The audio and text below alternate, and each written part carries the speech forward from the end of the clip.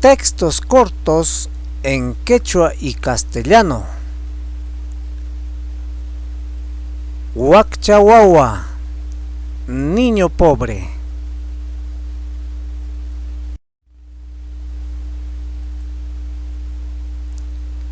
Huacchahuahua, niño pobre.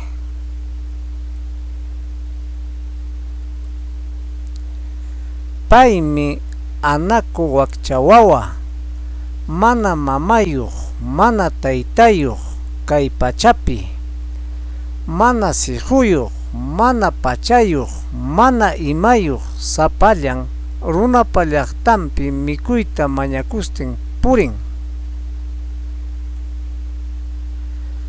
Kaynam kay pacha, wakchataqa llapa kamachikuqkunapas manayaqa wariwanchichu. Ichaqa paykuna purallam apuyakuchkanku. Haykapi kamataq wakchalla kasun.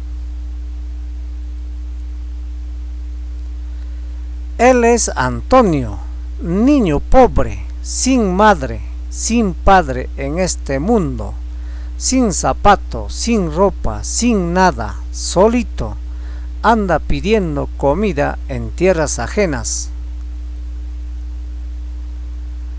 Así es este mundo. Al pobre ni las autoridades nos da una mirada.